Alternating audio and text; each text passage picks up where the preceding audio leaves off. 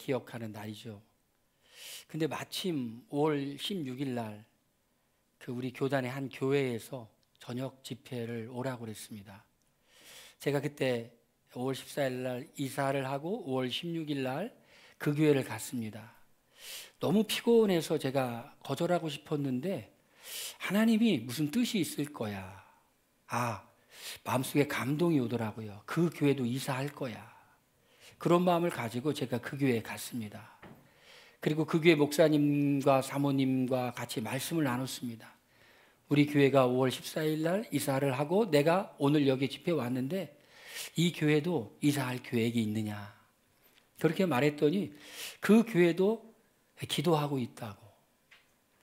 참 하나님의 역사심이 참 놀랍죠. 제가 말씀을 전하고 왔는데 그리고 나서 1, 2년 뒤에 그 교회가 분당 쪽에 아주 크게 교회를 건물을 사서 이사를 했습니다.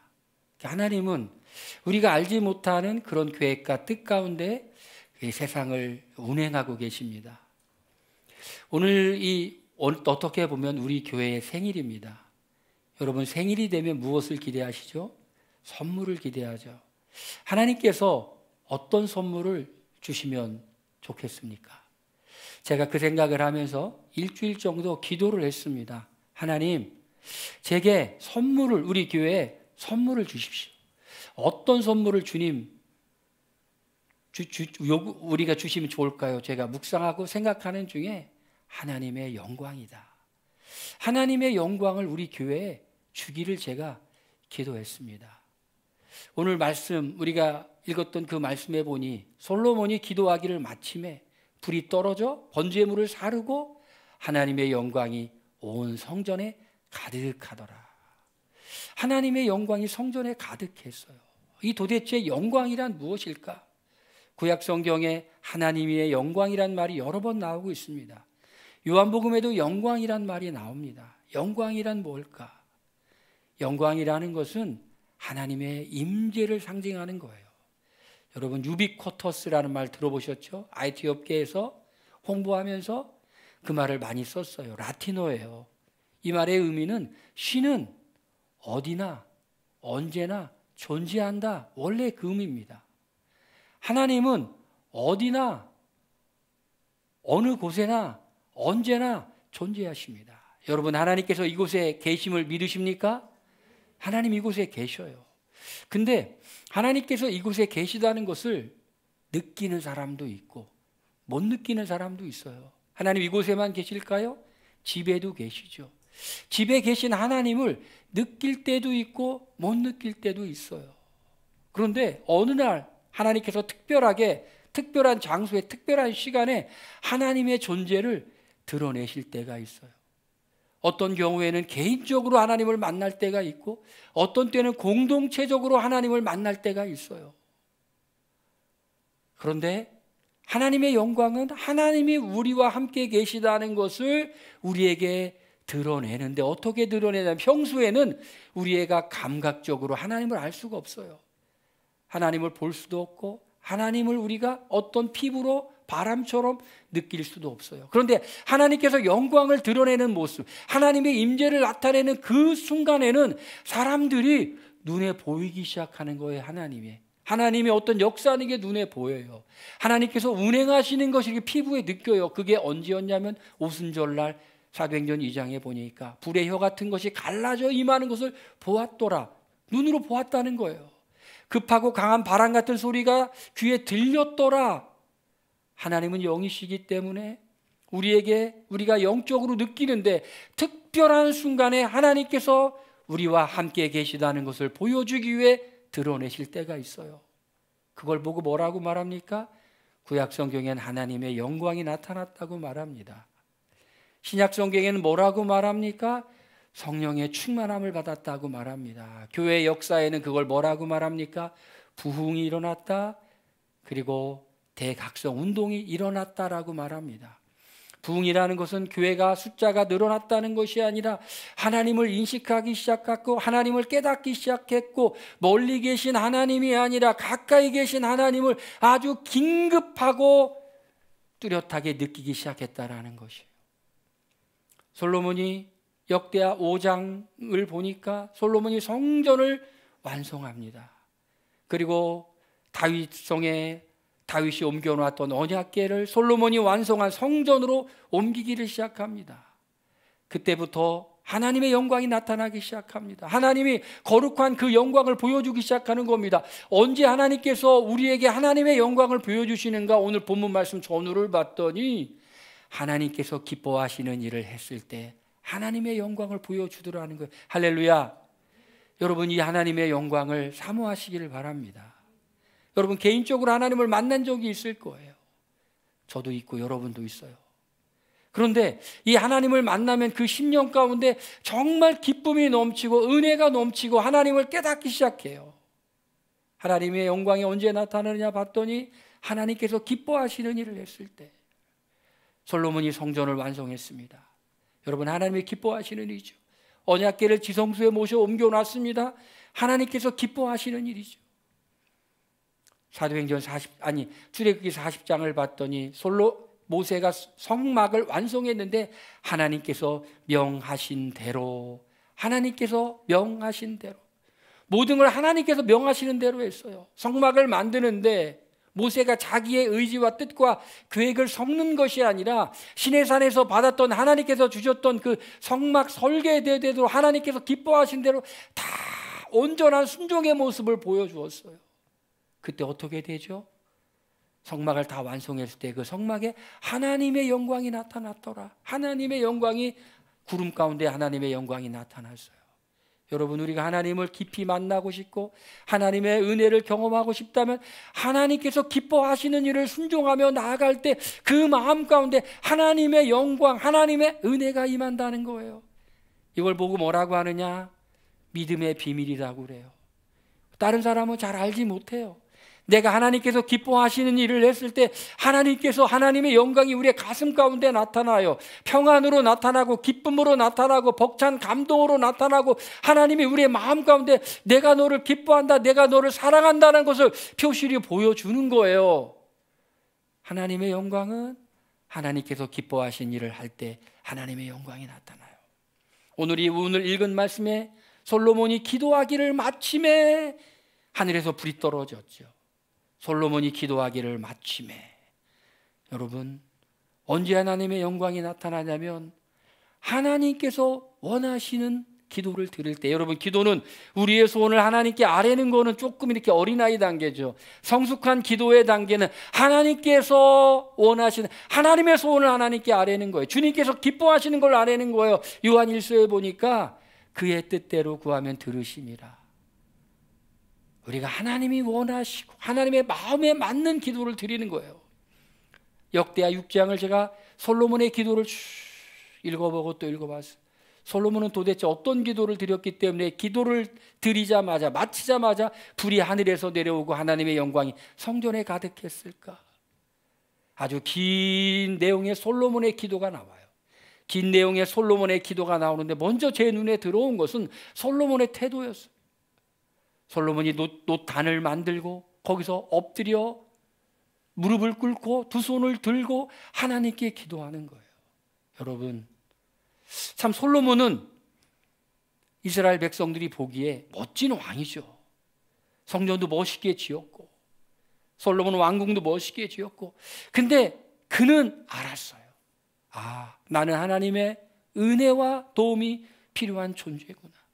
여러분, 우리가요 조그만한 일을 이루고 난 후에라도 뭔가 좀 내가 뭘 했다, 성취했다고 생각하면 인간의 마음이 우쭐해지기 쉬워요. 우시야 왕이 하나님의 은혜로 강성하고 나니까 그가 제사장만이 할 수 있는 성전에서 분향하는 일을 하려고 들어갔다가 문둥병이 생기잖아요. 왜 그랬을까요? 뭔가 이뤘다고 생각하고 뭔가 했다고 생각하니까 교만해지는 거예요. 솔로몬은 그가 뭔가 이루고 난 후에 하나님께 무릎을 꿇었어요. 그리고 기도하기 시작했어요. 저는 이 솔로몬의 긴 기도를 보면서 솔로몬의 기도를 정리해 봤더니 세 가지가 있더라고요. 세 가지가. 첫 번째, 솔로몬의 기도, 무엇이 하나님의 마음에 합당한가를 봤더니 솔로몬은 자기의 공로를 절대로 자랑하지 아니하고 자기가 한 일이 아주 지극히 작은 일이라고 하나님께 고백하고 있더라고요. 제가 그 기도와 대조되는 기도, 바리새인의 기도를 제가 생각해냈어요. 누가복음에 보니까 성전에서 바리새인이 기도하잖아요. 나는 금식을 했고, 나는 11조를 했고, 나는 기도를 했고, 눈을 들어 뻣뻣이. 그렇지만 죄인은 고개를 숙이고 주여 저의 죄를 용서하여 주시옵소서. 솔로몬은 이렇게 기도합니다. 하늘의 하늘이라도 하나님을 용납할 수 없겠거든 이 성전에 하나님이 계실 수가 있겠습니까? 이스라엘의 역사 가운데 솔로몬이 지었던 그 성전은 참 화려했던 성전이었죠. 솔로몬이 최선을 다해서 만들었던 성전이었죠. 이스라엘의 역사 가운데 그런 성전을 본 적이 없어요. 다윗이 정말 많은 금과 그리고 좋은 나무들을 준비했어요. 내가 이걸 지었으니 나야 나라고 한 게 아니라 하나님께 기도하기를 자기의 공로를 싹 빼고 하늘의 하늘이라도 하나님을 용납할 수 없겠거든 하물며 이 성전이오리까 내가 지은 성전 주님 너무나 작고 초라해요. 여러분, 우리가 하나님의 뜻에 맞는 기도를 드리려면은 우리가 하는 하나님께 했던 그 모든 것들이 하나님 나는 아무것도 아닙니다. 아무것도 아닙니다. 아무것도 아닙니다. 여러분 그렇게 고백하시길 바랍니다. 모든 것이 주의 은혜라고 고백하시길 바랍니다. 내가 했다라는 것이 아니라 내가 한 일은 너무나 작은 일이고 주님의 은혜입니다라고 고백하시길 바랍니다. 주님의 은혜입니다. 너무 작습니다. 하나님. 여기에 솔로몬이 자신의 마음을 정말 하나님께 낮추고 겸손히 하나님의 은혜만을 높이는 기도. 여러분 이런 꼭 기도를 드리시길 바랍니다. 그리고 난 다음에 솔로몬의 기도로 긴 기도가 이어지는데 그 내용의 대부분이 뭐냐면 솔로몬은 이스라엘 백성들의 연약함과 악함을 알았어요. 여러분 우리 연약하죠. 우리의 연약함이 어떻게 드러납니까? 우리의 연약함이 우리가 시험에 들고 우리의 연약함이 우리를 범죄함으로 빠뜨리는 거예요. 솔로몬은 이스라엘 백성들의 연약함과 또 악함을 알았어요. 악함은 뭡니까? 악함은 믿음이 없는 거예요. 선하신 하나님에 대한 정말 신뢰와 믿음을 가지고 살아가야 되는데 연약함과 악함 때문에 하나님을 떠나는 거예요. 하나님의 약속을 믿지 못하는 거예요. 솔로몬이 기도합니다. 하나님 혹시 이스라엘 백성이 하나님을 떠나서 범죄하여 이 땅에 비가 내리지 아니할 때 그 백성이 돌이켜서 하나님께 기도하면 하나님이 들으시고 이 땅에 비를 내려 주시옵소서. 솔로몬의 긴 기도의 두 번째 핵심적인 내용을 보았더니 자비를 구하는 거예요. 자비. 우리가 복음서의 말씀을 읽어봐도 예수님의 은혜의 치유를 경험한 사람은 하나님께 어떻게 기도했냐면 하나님 불쌍히 여겨 주시옵소서. 불쌍히 여겨 주시옵소서. 나는 언제든지 잘못될 수 있는 존재입니다. 불쌍히 여겨 주시옵소서. 베드로의 고백과 대두되잖아요. 베드로가 예수님 십자가 달려 돌아가시기 전에 이렇게 말하죠. 모두 다 버릴지라도 나는 주님을 버리지 않겠습니다라고 큰 소리 쳤지만은 결국 베드로는 시험에 빠지고 말았죠. 근데 솔로몬은 성전을 완성하고 무릎을 꿇고 하나님께 기도하는데 어떻게 될 줄을 알았어요. 주님이 불쌍히 여겨 주셔야 돼요. 주님이 긍휼히 여겨 주셔야 돼요. 여러분 우리 주님께 기도할 때마다 주님 불쌍히 여겨 주세요. 할렐루야. 여러분 우리가 어려움을 당할 때마다 불쌍히 여겨 주시옵소서. 그래 경상도 사람들이 이렇게 기도한답니다. 하나님 왜합니까? 하나님 왜합니까? 이렇게 기도하고 전라도 사람들 어쩌까나 그렇게 기도한다고 합니다. 그 말이 뭡니까? 하나님 불쌍히 여겨주세요. 어떤 목사님 시골에서 목회를 하는데 새벽 기도만 오면은 아무 말도 안 하고 울며 가는 성도가 있었대요. 울면서 주여 울고 주여 울고 왜 이렇게 기도를 안 하고 울고 그렇게 가냐 물어봤더니 정말 너무 어려워서 우는 것밖에는 할 게 없어서 운다고. 우리 하나님의 사랑하심을 받고 우리의 기도가 응답받기 위해서는 주님 우리를 불쌍히 여겨 주시옵소서. 할렐루야. 하나님 이런 기도를 들으시는 줄로 믿습니다. 솔로몬의 기도의 마지막을 봤더니 어떤 요소가 있냐면 주님이 이곳에 임하여 주시옵소서. 주님이 이곳에 임하여 주시옵소서. 주님의 임재를 구하였어요. 주님이 성전에 임하여 주시옵소서. 여러분, 주님이 계시지 않으면 성전은 성전이 아니에요. 성전에는 하나님이 계셔야 돼요. 하나님이 계시지 않으면 그냥 건물이에요. 솔로몬이 이렇게 기도했을 때 불이 떨어지고 하나님의 영광이 성전에 가득했는데 이 영광이 언제까지 가득했느냐? 예루살렘이 멸망하고 성전이 무너질 때까지 그 영광이 있다가 그 영광이 떠났어요. 그 영광이 떠나니까 예루살렘이 무너지고 그 영광이 떠나니까 성전이 무너진 거예요. 에스겔이 포로로 끌려가가지고 하나님을 바라보며 포로된 자들이 다시 고국 땅으로 돌아갈 걸 소망하고 기도하고 있습니다. 왜 그랬을까요? 예루살렘에는 성전이 있으니 결코 망하지 않을 거야. 예루살렘에는 성전이 있으니 하나님의 은혜로 결코 망하지 않을 거야. 그런데 하나님이 에스겔에게 환상을 보여주는데 어떤 환상을 보여주느냐면은 성전에 하나님의 영광이 떠나는 거예요. 하나님의 영광이 떠나요. 하나님의 영광이. 결국 성전은 무너지고 예루살렘은 무너지고 끝났어요. 성전에 뭐가 있어야 돼? 하나님이 계셔야 돼. 하나님이 없으면 그냥 건물이에요. 그런데 에스겔이 성전이 다 무너지고 난 환상을 보내 나중에 하나님께서 다시 에스겔에게 환상을 보여주는데 어떤 환상을 보여주느냐면은 에스겔이 큰 성읍과 성전 환상을 보여줘요. 그리고 그 성전에 하나님의 영광이 다시 돌아오는 거예요. 하나님의 영광이 돌아오니 그 성전에서부터 성전 문지방에서부터 물이 흘러나기 시작해서 그 물을 통해서 흘러가는 곳마다 동쪽으로 흘러가는데 물이 흘러가는 곳마다 살아나는 역사가 일어나요. 살아나 물고기가 살아나기 시작하고 그 좌우에 있는 나무들이 살아나기 시작하고 그 강물이 흘러가는 그 바다가 살아나기 시작해요. 하나님의 영광이 임하는 곳에 변화가 일어나고 하나님의 영광이 일어나는 곳에 살아나는 역사가 일어나는 것을 여러분 기대하시길 바랍니다. 살아나더라. 살아나더라. 하나님의 영광이 살아나더라. 하나님의 영광이 살아나요. 살아나 하나님의 영광이. 여러분, 우리 이 땅에 무슨 일이 일어나야 되면 이 땅에 부흥이 임해야 돼요. 부흥이라는 건 하나님이 우리와 함께 계시다는 걸 강력하게 느끼는 걸 경험하게 돼야 돼요. 기독교는 철학이나 윤리나 도덕이 아니라 생생하게 하나님을 만나는 거예요. 생생하게 하나님을 경험하는 거예요. 생생하게 하나님을 만나고 생생하게 하나님을 경험했을 때 우리가 정말 주님의 충만한 은혜를 경험하게 되는 거예요. 여러분은 이런 은혜를 경험하시기를 바랍니다. 생생하게 하나님을 경험하는 거예요. 성막에 하나님의 영광이 가득 찼을 때 이런 일이 일어나는 거예요.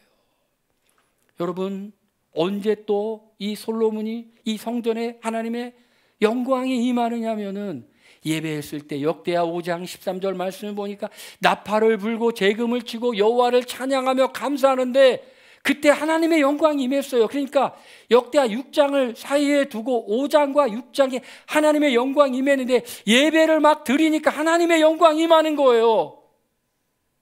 하나님의 영광은 우리가 주님의 뜻에 순종했을 때, 하나님의 영광은 주님의 뜻에 맞게 기도했을 때, 하나님의 영광은 주님이 기뻐하시도록 받으시는 예배를 드렸을 때 하나님의 영광이 가득 임하는 겁니다. 할렐루야. 여러분, 이런 역사가 우리 신령과 우리 교회에 임하기를 사모하시길 바랍니다. 이런 하나님의 영광의 은혜가 임했을 때 어떤 일이 일어나느냐? 정말 하나님에 대한 경외심이 생기기 시작하는 거예요. 저는요, 이 시대가 우리는 이 하나님의 영광 부흥을 경험한 세대예요. 공동체적으로도 경험하고 개인적으로도 경험했어요. 그런데 세월이 흘렀어요. 성경의 역사와 교회 역사를 보면 언제 하나님이 하나님의 영광을 드러내시냐면 하나님의 이름이 만만히 여겨질 그때 하나님이 하나님의 영광을 드러내세요. 에스겔서 말씀을 보니까 하나님 이렇게 말씀하세요. 내가 내 이름을 아꼈다라고 말씀하세요. 내가 내 이름을 아꼈다. 이스라엘 백성들이 바벨론에 의해 전쟁에 패배하고 포로로 끌려갔어요. 그들의 신인 여호와 하나님을 사람들이 만만히 여기는 거예요. 그래서 하나님 이렇게 말씀하세요. 내가 내 이름을 아꼈기 때문에 내가 내 백성을 돌아오게 할 거야. 사람들이 하나님을 무서워하지 않는 시대가 왔어요. 그런데 하나님의 영광이 임하면 하나님에 대한 두려움이 생기기 시작하는 거예요. 제사장들이 여호와의 전에 능히 들어가지 못하고 제사장들은 성전에 들어갈 수 없었습니다. 왜? 하나님에 대한 두려움 때문에. 하나님에 대한 두려움을 느끼는 거예요. 하나님이 무섭기 시작하는 거예요. 여러분, 하나님 무서우신 분이에요. 하나님의 영광, 하나님을 만난 그 사람들이 고백했던 게 뭐냐면 이사야가 그렇게 고백했어요. 주여 나는 죄인입니다. 나를 떠나소서 이렇게 말했어요. 나는 입술이 부정한 사람입니다. 하나님의 영광을 성전에서 두려워서. 베드로가 예수님이 하시는 그 말씀에 순종했을 때 많은 물고기를 잡는 걸 보고 그렇게 고백합니다. 나는 죄인입니다. 나를 떠나소서 이렇게 고백했어요. 두렵기 시작한 거예요. 교회 역사 가운데 부흥이 일어났을 때 사람들이 하는 행동들은 뭐였냐면 자신의 죄를 자백하는 거였어요. 두려워서. 평양에서도 그런 대각성 운동이 일어났을 때 거기에 있는 사람들이 막 죄를 쏟아놓기 시작해서 왜? 하나님이 너무 무서워가지고. 교회 역사에 기록된 이야기입니다. 너무 무서워서 그 예배당을 빠져나왔던 어떤 사람이 그 자리를 너무 무서워서 나왔는데 거기로 그냥 다시 돌아가서 회개하지 않으면 자기 인생이 너무 어려울 것 같아서 다시 두려운 그 자리에 돌아가서 죄를 자백하고 하나님께 나아갔다고 그래요. 여러분, 하나님의 영광이 임해야 돼요. 우리 가장 행복한 자리, 가장 사모하는 자리는 주님을 만나는 자리예요.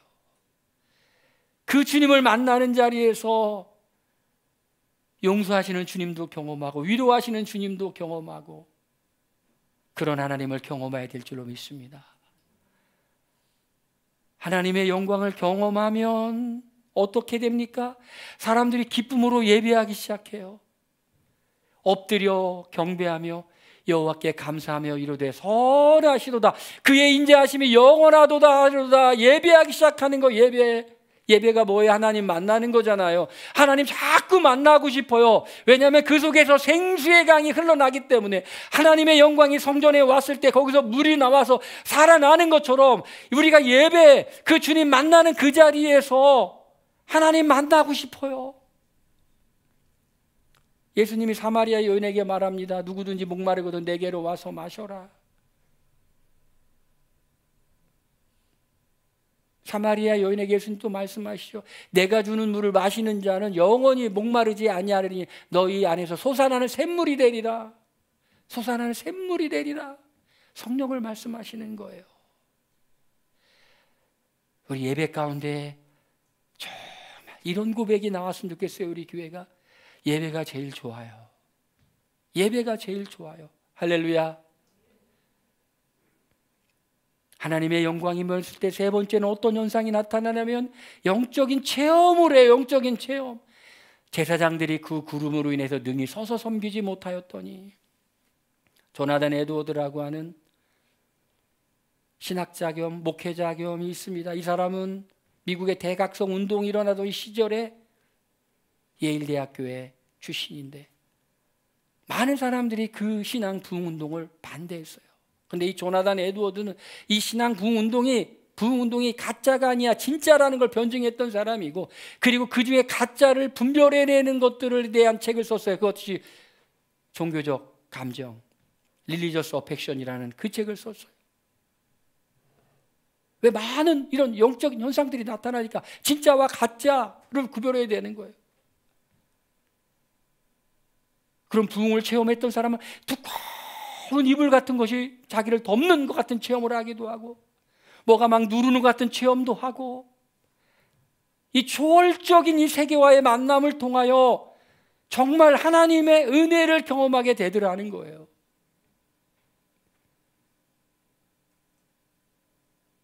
저는 성경에는 그런 역사가 많이 있었고 교회 역사에도 그런 얘기가 많이 있었어요.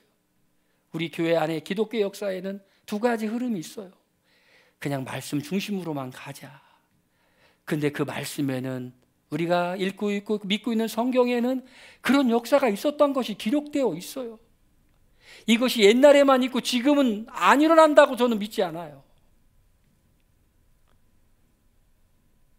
또 한 역사가 있는데 이런 신비적인 것들, 기도하는 것들을 추구하는 게 있어요. 저는 하나님께서 이 두 가지를 주셔서 균형을 맞추신다고 생각을 해요. 윤리적으로 또 성경 연구하고 이런 쪽으로만 너무 지금 드라이해지니까 하나님이 때때로 이렇게 초자연적인 은혜의 부흥을 허락하시는데, 초자연적인 은혜의 부흥을 허락하시면 또 너무 이렇게 뿌리 없는 신비주의가 되니까 또 말씀운동 이렇게 일으켜서서 새가 두 날개로 날르는 것처럼 그렇게 되는 거예요. 제 주변에는 이 두 가지 종류의 사람들이 다 있어요. 그냥 성경만 연구하고 가르치고 이런 거 좋아하는 분도 계시고, 그런 체험과 그런 것도 좋아하는 분도 계시고, 하나님이 저에게는 그 두 가지 은혜를 다 맛보도록 허락하셨어요. 그런데 이 시대 가운데는 지금 뭐가 더 필요한가 봤더니 정말 하나님의 영광이 임하는 그것이 더 필요하더라는 것이. 모세가 출애굽기 33장에 보니까 이렇게 하나님께 기도합니다. 주의 영광을 내게 보이소서. 주의 영광을 내게 보이소서. 모세가 왜 이런 기도를 드렸을까요? 모세가 시내산에서 40일간 금식하고 십계명을 두 돌판에 받아 내려왔더니 우상 숭배를 하고 있는 거예요. 돌판을 깨뜨리고 3,000명을 죽이고 정결하게 하고 하나님께 기도하는데 하나님이 이렇게 말씀하시는 거예요. 가나안 땅 올라가. 그런데 내가 너희들과 같이 안 갈 거야. 얼마나 마음이 낙심되겠어. 하나님 없이 내가 이 백성들을 가나안 땅으로 이끌고 간다고? 모세가 하나님께 기도를 드리는 거예요. 하나님, 저는 못해요. 이 말 안 듣는 백성들 이끌고 주님이 원하시는 길을 하기 위해서는 하나님, 주의 영광을 내게 보이소서. 주의 영광을 내게 보이소서. 이미 충분히 모세는 하나님의 영광을 보았어요. 시내산에 올라가서 40일 동안 있을 때 하나님과 충분한 영적인 교제를 나눴어요. 그리고 또 내려와가지고 또 33장, 출애굽기 33장을 보니까 성막이 완성되기 전에 회막에서 거기서 또 하나님과 이렇게 친밀한 교제를 나눴어요. 충분히 하나님의 영광을 맛보았어요. 그런데도 모세는 하나님, 내게 주의 영광을 보이소서. 끊임없이 모세는 하나님을 갈망하고 있어요. 하나님을 만나고 있어요.